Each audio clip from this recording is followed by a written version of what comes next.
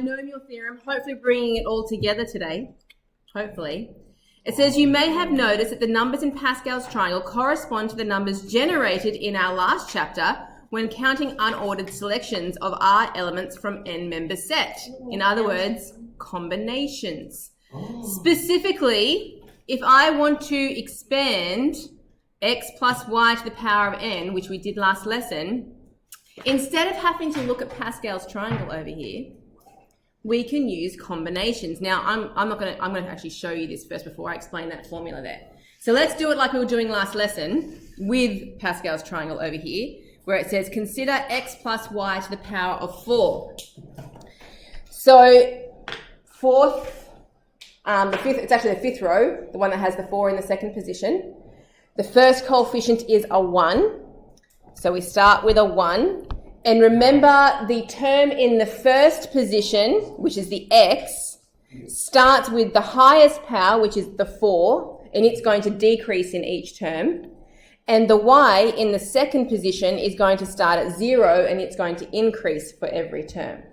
So the second coefficient after the 1 is a 4. So I'm going to go plus 4. The x decreases to a 3, and the y increases to a 1. The next coefficient is a 6. Again, the x decreases and the y increases. And remember that those two powers should always add to give the total that you started with. So 2 plus 2 makes 4, right? And the next coefficient is a 4 again. The x goes down by 1 more and the y goes up. And the last coefficient is a 1. X is finally down to a power of 0, and the y becomes y to the power of 4. Okay, so tidying that up, anything to the power of 0 is 1, so that's not going to do anything. And we have x to the power of 4 there, so with the 1 as a coefficient, just x to the power of 4. For the second term, we have the 4 out the front. We have x to the power of 3, y to the power of 1. I don't actually need that little 1 there. Then I have 6x squared y squared, 4xy cubed, and 1, the x disappears, y to the power of 4. Now that's exactly what you were doing last lesson, so that's a little recap for those who missed it. But what we're noticing, what I hope we're supposed to be noticing today, that is if we look at these coefficients, so that one there is a 1 and that one's a 1, remember? If we use our combinations, the power bracket that I was expanding was a degree 4. So I do 4C0, use your calculator, what's 4C0? 1. It's 1. What about, let's increase that, 4C1 is? 4. It's 4. 4C2, 6. yes, is going to be the 6. 4C3 is 4 again. And 4C4 gives 1 again. So using combinations, we don't actually have to memorize our Pascal's triangle at all. What a relief. We can use combinations to always give us our coefficients. Now, one of the neat tricks, because we know that Pascal's triangle is always symmetrical, and that works for combinations because we have that natural correspondence. Remember the natural correspondence? So that was, so if I take something like 4C3, that's always going to be the same as 4C1 because 4 minus 3 is 1. That was our natural correspondence. And maybe I'll write that on there. That was natural correspondence. How did you get the numbers to put where the C's are? So the top number, the 4, is the degree that I start with here. Yeah. So it's going to be that one there, and it just starts from 0 and goes all the way up to 4 on the bottom. So it's just going to gradually increase from 0 all the way up to 4 across the bottom. Yeah. So that means that's how we get that big formula across the top. So it's NC0, that's my first coefficient, x to the power of n. NC1, x to the power of n minus 1 means I'm taking 1 off the power, and the y is now there at the power of 1. And gradually as you go across, In the next one, NC2, x has 2 subtracted off the power, and the y is now power of 2. Okay, so that is a way of writing it as a formula. It doesn't look very nice. It's a little bit daunting when you first look at it. What are all those little -2s and things in there? But that's what it means. The x powers are going to be going down by 1 each time, and the y powers are going up by 1 each time. Another way of writing that formula, which I'm going to put down the bottom here for you, is x plus y to the power of n. Who knows what that symbol there means? You should know. Oh, I know what it is. Not average. Starts with S. Let's start with S. Sum. Oh. So it's a Greek letter that means sigma. It's sigma in Greek, but in maths we say that symbol means to sum things. And if I write underneath that r equals 0, so for my combination it means that my lower number on my combination is going to start at 0 and it's going to go all the way up to n. Now, one of the shortcut ways that's on your formula sheet to write a combination, instead of having to write NCR, you will also see that written as N over R in brackets like that, and that is meaning a combination of NCR. And whatever the x in our first position is N minus R, y to the r. That's what's going to be happening to the powers as we go along for each term. So if r was 0, x is going to be to a power of n to start with, and as that increases, that x power is going to go down. Right? You completely understand that. So that means sum. That's to expand the whole lot.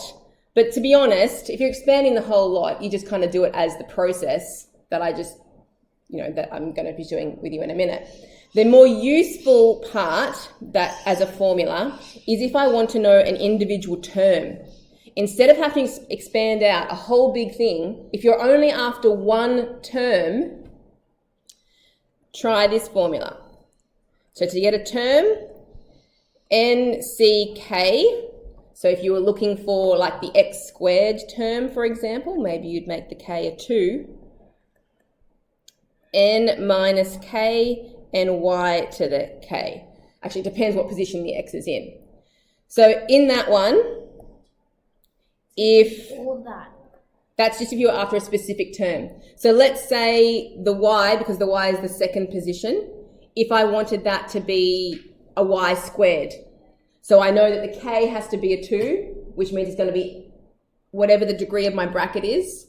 5, Ben's saying. 5c2, because I want the y to be squared, and then I can also work out from there what my power of my first position has to be. It's going to make more sense when I do it. All right? All right, we're going to do this in the examples. Can you show us what the first one also does in the examples, or is it not? Yep, absolutely. So example number 1. So this is using the big formula, either the one highlighted in yellow at the top or my sum formula, combining it all together. To use those formulas, all it means is if I'm expanding out a degree 3, I'm going to start with a combination that has a 3 at the top, 3C0. You always start at 0 and it's going to be increasing each term. The thing in the first position, which is the 2, as always, also starts with that highest power. And the thing in the second position, as always, starts with a power of 0 and it's going to be increasing. Okay, so the only real difference here is that instead of using Pascal's triangle, I'm using the combination out the front. Okay, so moving on to the second term, it's now going to be 3C1. I'm moving up one spot. The 2 is going to go down 1 in power, and the minus 3x squared increases to a power of 1. Next one, 3C2, just increasing that bottom number each time. The 2 decreases to a power of 1, and the minus 3x squared increases to a power of 2. And the next one will be 3C3. Now, when you get to 3C3, you know that's going to be your last term. Okay, when your bottom number is the same as your top, you're at the last one. The 2 is now a power of 0, and the minus 3x squared is a power of 3. Yeah. How come the bracket. Oh, wait, is that a 0 on the first That one's a 0, yeah. Oh, Sorry, it does look. it's It did look a bit like a 6, didn't it? It is a 0. 2 times together. Yeah. No. Yeah. It should be a 0.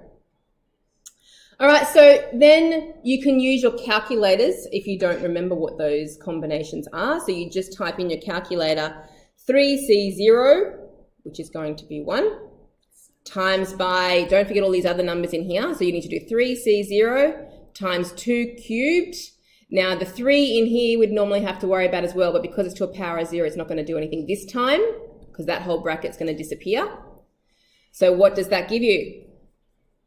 Just the number part. 8, correct. Because the 3C0 is 1 and 2 cubed is 8. We don't have any x's because that whole bracket's gone because it's to the power of 0. Moving on to the second term. 3C1 times 2 squared, and we have negative 3 to the power of 1. They're all multiplied together. It's the time to get the negative 36. Go you. Well done. I got 12 times 9. Okay, so did you forget the negative 3? So Negative 3. yeah. And so that the x, you also now have an x squared from that last bracket. Then the next one, type in 3C2 times 2 times negative 3 squared. 18. 27. You're just guessing now. 36. No, come on. Oh, Gotta okay, be okay. more than no. Wait, 3C2, how does that work? Just 3 times 3 Oh, I didn't see the divide 2. 58. Close, but no. 6. 58. What's but it negative needs 3 56. to Oh, the power of 2? 54. 27. Did you get it? You got it? No. No, he was fast, was he? So how does he calculate 3C? Don't know how you do it. Combination, it's not a permutation. No, I just didn't see the 2. Oh, I'm still okay. getting a maths How do error. you calculate it? How do you do that? All right, so I don't have my calculator on my thing. Oh, I got 54. You got it? So on your calculator, You have to do a type times in in, between. yeah, times is in between. 3 C2 2 times 2 2 times, now do bracket, minus 3 in bracket squared. 3 times 2 times 9. You get it? Yeah. Yeah, I don't good. know how you do it in your head. That's all right, you don't have to do it in your head. Ben just likes doing things in his head. Shh. All right, now what about the x's? I have an x squared squared, which means x to the power of 4. All right, last term, using your calculator. Ready, Jess? 3C3, 2 to the power of 0, that's really just going to be 1, times minus 3 cubed. Oh, wait. Put the minus 3 in bracket. Well, actually, it's minus Negative 6. 27. Correct. Negative 27, x to the power of, what's that? 6. Yes, because 2 times 3 for that last one there is 6. All right, so that's it. We've expanded, typical question, expanding stuff out, but we're just using combinations for our coefficients. Okay, example 2. For 2 plus x to the power of 7, find the x squared term. Now before, in exercise A and B, I made you expand it out to find that term. But now that I've given you that lovely little formula, let's see if we can do it without expanding the whole thing. So our term formula, I'll write it down. Our term formula was NCK, x to the power of n minus k, y to the power of k. Now, unfortunately, you're not always going to have x and y. X is representing the first thing in the bracket, and the y is the second thing in the bracket. What's K? K is which position along I'm going to want. So it's like it starts at, remember I had NC0? So it's actually going to be the K plus 1 term across. So if K was a 2, it would be the third term in the expansion. Don't worry about that. Let's go with, we want the X to have a power of 2. Where is the X? It's in the second position. So if I want the X to have a power of 2, I know I'm going to leave my C there for a second, and my first thing is a 2, and my second thing is an X. I've got to work out where all the powers go and all the little numbers go, right? So I want my second position, I want that to be a 2 because I want an X squared. Okay, so I'm going to put, I want a 2 there, and that means See the k here? That number there is always the same from that second position, which means this is going to be a 2 here. Sorry, changing colours. 2 there. We also know, because this was a power of 7, so changing highlighters all the time here, power of 7, that combination is going to start with a power of 7 there. So it's going to be 7c2. That's going to give me an x squared. What is the power of the 2 going to be? 5, because that one says n minus k. So now that I know I have a 7 and a 2, 7 take away 2 means that one has to be a power of 5. We're going to do it again. We're going to do this again in the next question as I just well. don't get it because I was away. It does make it harder because you haven't done any of this yet. All right, so in the calculator, do all the number part. So you go 7c2 times 2 to the power of 5. Anyone get it? 21. 164. 672. Yep. 7c2 is 21. And then the x squared. So there it was. I found the x squared term without it having to expand the whole thing out. You are welcome to expand the whole thing out. I know some of you will find that easier, especially to start with this new little formula that I'm trying to teach you. But speed, as you know, speed is always an issue to make sure you can get through a test in the time that you have. So this will save you time if you practice using it. So let's try it again. We're going to use it for example 3.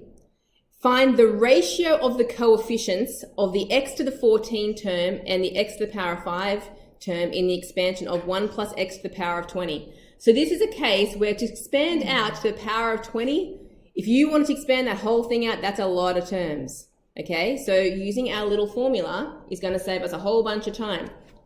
So one term at a time. Let's do x to the power of 14 term.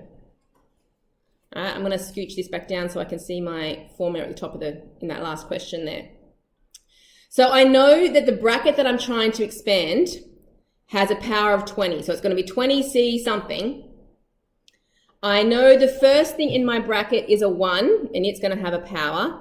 And I know the second thing is an x, and I need to work out its power. Now the x needs to have a power of 14, okay? So that obviously has to be a 14 there to give me an x to the power of 14. That also means it has to be a 14 there, because that 1 at the end always matches the bottom number of your combination. So the power of the 1 will be a 6. See, it's not as bad as you think. I got it. So you got the answer? No. 20c14 times 1 to the power of 6 What's that is... one on the top of the head? Yeah, that one might be a bit big for you there, Ben. Go on, Ben. Can we just give him like a headache by Oh. trying to get it? No, he's typed it in. Yeah, I have. Yeah. 3c.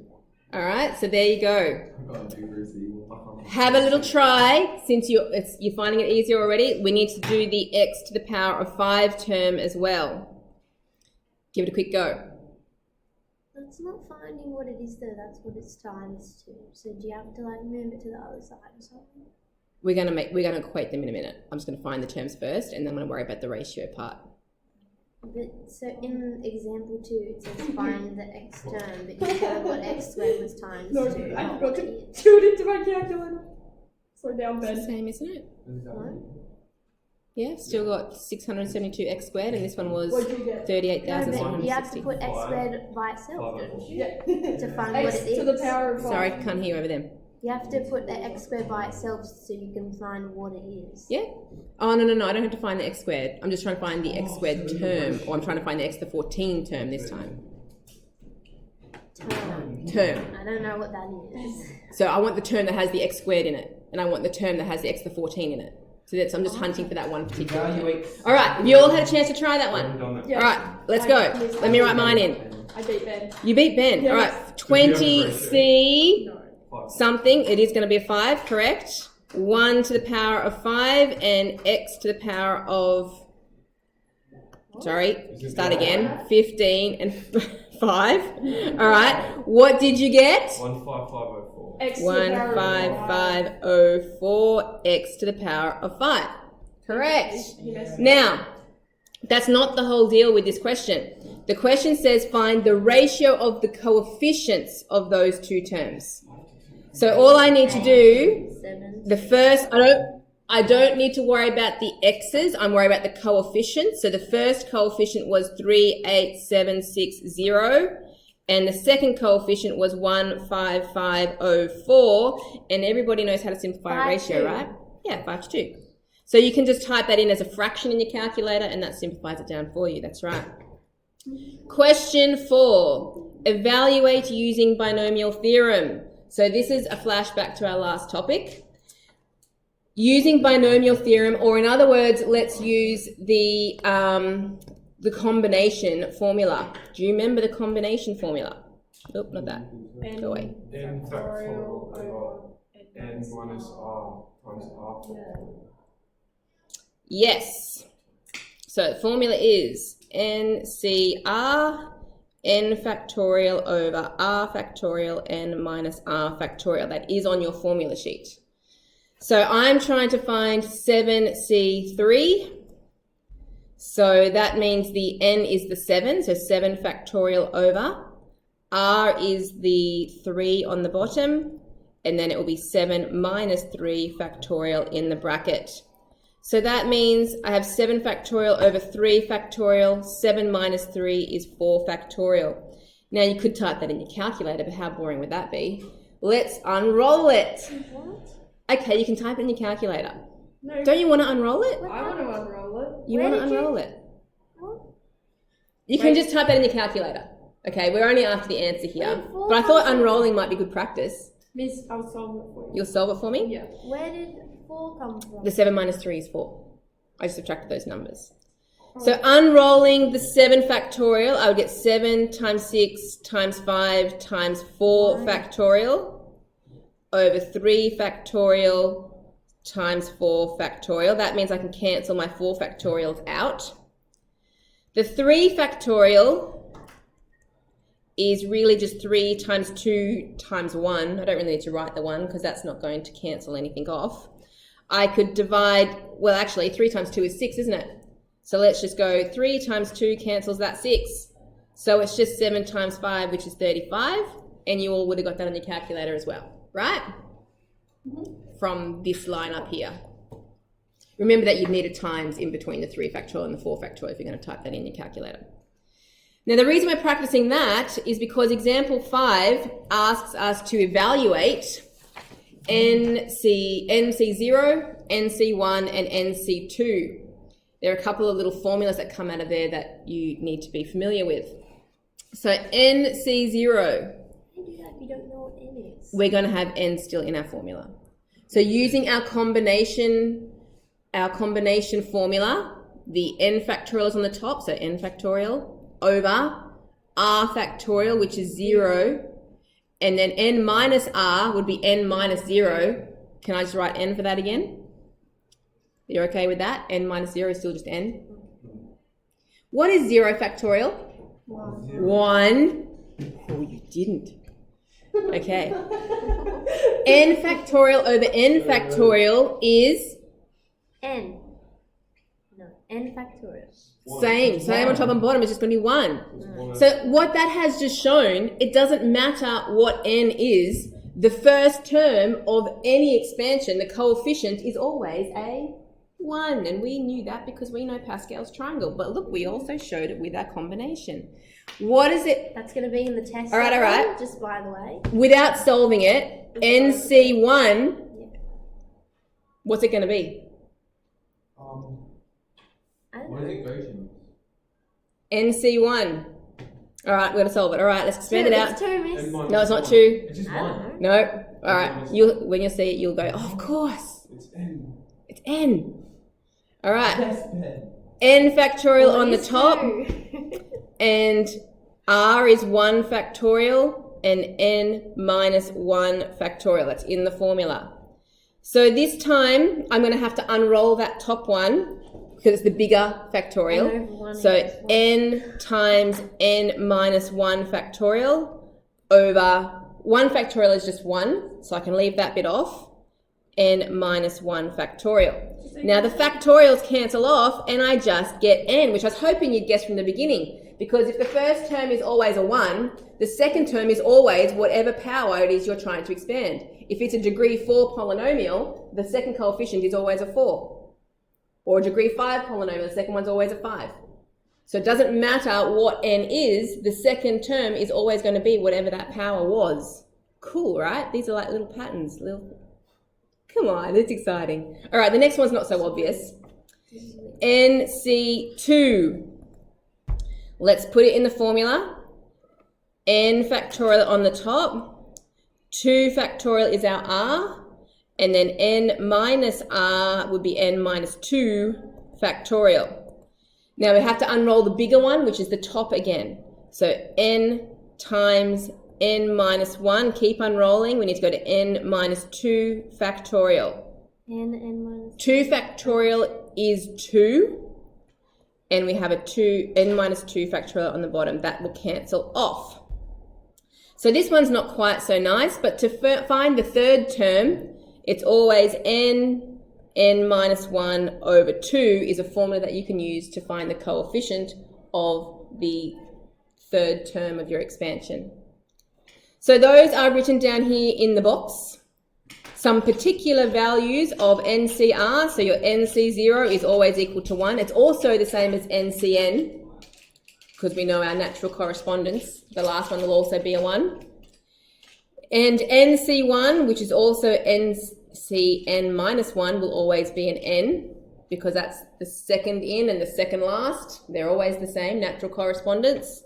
And the second one and the second last one, they brought the half out the front instead of putting it on the bottom. Means the same thing. Half n minus 1. Okay, so there is an example down here. It says find, it's our last one, we're nearly done. If n, have you done it already? The smile on his face. It has to. The joy. All right, find n. Calm down. Find n if NC2 equals 28. So using the formula that we just found, I'm going to write we know. We know. We know the formula that we have in the box, or that we just worked out in example 5, was that NC2 equals half n minus 1. That was the version in the box. So NC2, it is telling me, is 28. So let's put a 28 there, which is half n minus 1. And we have to solve that and find n, which is the quadratic Ben's excited about. So first of all, let's times the 2 across to the other side. So I don't like fractions, yeah, because the 2 on the half. So just times the 2 across will be 56. Yeah. And I can also expand the n into that bracket, giving me n squared minus n. Move the 56 over so that we have our 3 terms of our quadratic together. Equals 0. It's 7 and 8. It's 7 and 8, but there should be a minus sign there somewhere. Which one? Minus 8. Minus 8. So n minus 8 and n plus 7 is equal to 0, which gives me n equals 8 or n equals negative 7. However, I hope we're not quite... You did realise, good job. Because we can never have n's as a negative, we're not doing any negative powers here. So we'd write that can't happen because BECAUSE, n must be greater than or equal to 0. So you can always check that on your calculator. If you typed in 8, because n is 8, C2, do you indeed get 28? Yes. Yes, you do. We got it right. All right. That's it. Yippee. Yes.